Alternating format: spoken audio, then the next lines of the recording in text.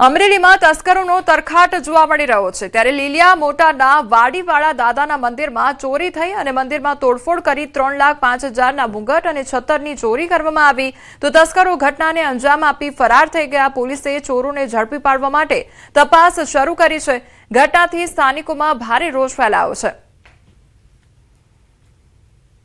વરસાદના વિરામ બાદ પણ તારાજી સર્જાઈ છે। રસ્તા સાથે બગીચાના ટ્રેક ધોવાઈ ગયા છે। સરખેજ વિસ્તારના મકરબા પાસે આવેલા મ્યુનિસિપલ ગાર્ડન ટ્રેક પાણીના કારણે તૂટી ગયો છે તો અંદાજે 2 ફૂટના સિન્થેટિક ટ્રેક ઠેર ઠેર તૂટી ગયો છે ત્યારે પોપડા પણ ઉખડી ગયા અને તેના દ્રશ્યો પણ સામે આવ્યા છે। ટ્રેક સાથે સાથે પેવર પણ ઉખડી ગયા છે તો બાળકોના રમતોના સાધનો પાસે હજી પાણી ભરાયેલા જોવા મળ્યા છે। 2020માં ખાતમુહૂર્ત અને 2020માં ખાતમુહૂર્ત અને ત્યારબાદ 2022માં લોકાર્પણ થયું છે અને આ બગીચાનું ત્યારે મકરબા અંડરગ્રાઉન્ડથી ટોરેન્ટ અંડરગ્રાઉન્ડ સુધી રેલવે પાસે આવેલું છે આ ગાર્ડન।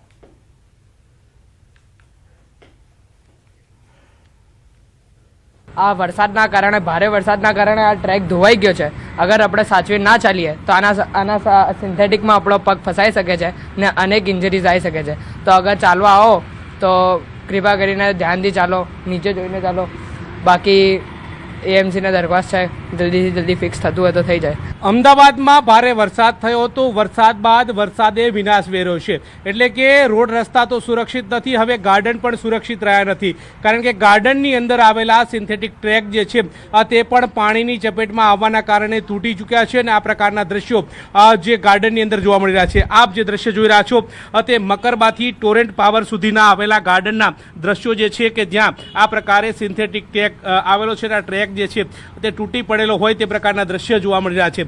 જ્યાં નજર નાખો તો આ ટ્રેક જે છે તે તૂટી પડેલો હોય તે પ્રકારના દ્રશ્યો જોવા મળી રહ્યા છે। આ સમગ્ર ટ્રેકની વાત કરીએ તો અંદાજિત 2 કિલોમીટર સુધીનો ટ્રેક જે છે કે જે આ પ્રકારનો સિન્થેટિક ટ્રેક લોકોને ચાલવા માટે નિર્માણ પામ્યો છે। 2022ની અંદર આ બગીચો જે છે તે નિર્માણ પામ્યો હતો અને ત્યારબાદ આ જે વરસાદ આવ્યો છે વરસાદે આ બગીચાના હાલ બેહાલ કરી દીધા છે। વૃક્ષો પણ ધરાશાયી થયા હોય તે પ્રકારના દ્રશ્યો આ બગીચાની અંદર જોવા મળી રહ્યા છે એટલે કે વૃક્ષો પણ ધરાશાયી થયા છે। સાથે સાથે વૃક્ષોની આસપાસ જે પેવર બ્લોક લગાવેલા છે તે પણ તૂટેલી હાલતની અંદર જોવા મળી રહ્યા છે।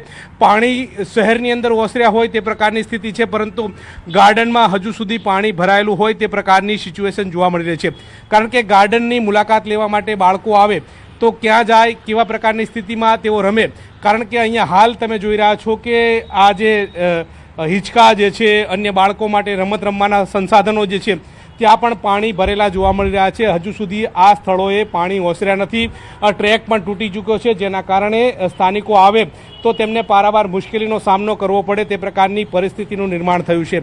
વરસાદે શહેરની અંદર તો વિનાશ વેર્યો છે પરંતુ બગીચાઓ પણ સુરક્ષિત નથી। આ પ્રકારે આ ગાર્ડનની તરફ નજર કરતા જોવા મળી રહ્યું છે। આ ગાર્ડનની વાત કરીએ તો મકરબા જે છે ત્યાંથી ટોરેન્ટ સુધીનો જે અંડરપાસ છે ત્યાં સુધી આ જે રેલવેની ટ્રેક છે ટ્રેકની બાજુમાં એક્ઝેક્ટ આ ગાર્ડન બનાવવામાં આવ્યો છે અને આ ગાર્ડન સમગ્ર જે છે ટ્રેક તૂટી ગયો છે, પાણીમાં ગરકાવ થયેલો હોય તે પ્રકારની પરિસ્થિતિ જોવા મળી રહી છે અને આજે પણ આ પ્રકારની સ્થિતિ છે।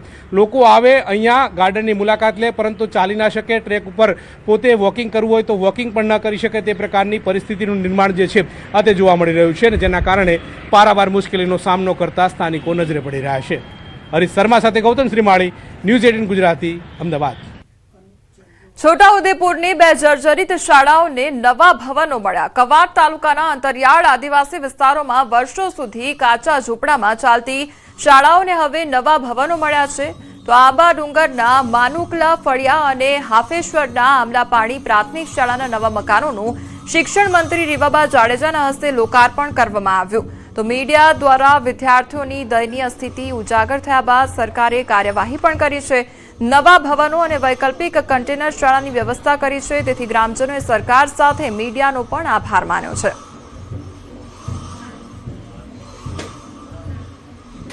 સ્ટ્રક્ચર અને ઇન્ફ્રાસ્ટ્રક્ચર કોઈને કોઈ રીતે બાળકો સુધી પહોંચી શકે એ માટે થઈ અને જિલ્લા વહીવટી પ્રશાસને ખૂબ મહેનત કરેલી છે જેનું ખૂબ સરસ ઉત્કૃષ્ટ ઉદાહરણ આજે આપણને સંકલ્પ વિદ્યોદયના માધ્યમથી જોવા મળી રહ્યું છે। ત્યારે ખૂબ ખૂબ હૃદયપૂર્વકની શુભકામનાઓ.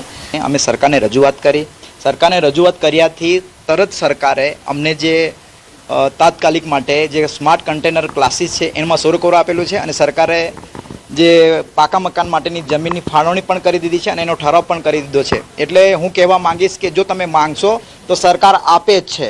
તો જે આજે જે સ્માર્ટ ક્લાસીસ જે ઉદ્ઘાટન કર્યું છે એ બદલ અમે સરકારશ્રીનો ખૂબ જ આભાર માનીએ છીએ. આપેસર ગામનું આંબલી પાણી ફળ્યું અને આંબાડુંગર પંચાયતમાં માનુકલા ફળિયામાં મીડિયા દ્વારા ગ્રામજનોને રજૂઆત થતાં મીડિયા દ્વારા થોડું હાઇલાઇટ કરી અમારા વિસ્તારની જે સ્કૂલો એક તો 8 વર્ષથી પેલી બાજુ એ મકાન નહીં બન્યું, અહીં 2 વર્ષથી મકાનનો પ્રોબ્લેમ હતો ને આ મીડિયા દ્વારા સોલ્વ થયું છે. બદલ હું મીડિયાવાળાનો ખૂબ ખૂબ આભાર માનું છું. રાજકોટમાં મહિલાઓનું હલ્લાબોલ જોવા મળ્યું. થાળી વેલણ વગાડી અનોખો વિરોધ કરવામાં આવ્યો છે તો શહેરના ઇન્દ્રપ્રસ્થ નગરમાં વિરોધ કરવામાં આવ્યો. ખરાબ રોડ રસ્તાને લઈને સ્થાનિકો દ્વારા વિરોધ કરવામાં આવી રહ્યો છે. પાકા રસ્તાના અભાવે સ્થાનિકોને હાલાકી વેઠવાનો વારો આવ્યો છે, જેના કારણે હવે મહિલાઓ રસ્તા પર ઉતરી છે.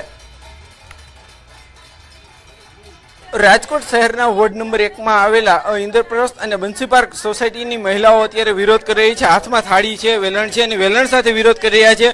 બેન, શું વિરોધ છે આપને અને શું માંગ? અમાર ગાડીઓ સરખો થઈ જાય એની વ્યવસ્થા કરવાની છે. આટલા ખળબળ ને પાણા ને બધું એક બાજુ હોતું નથી.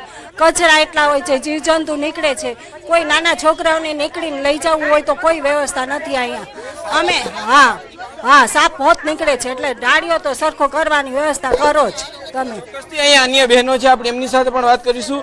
બેન, શું કહેશો, શું પ્રશ્ન છે અને શું અમારે અહીંયા લાઇટો નથી ને રોડ નથી. અહીંયા અમને રોડ કરી દો ને લાઇટો નથી, લાઇટો કરી દો અને અહીંયા ગાર્ડન કરે છોકરા માટે. બસનો કઈ ઈલાજ કરી દો. બસ બધા આવે, બસ વાળા બધા જે રીતના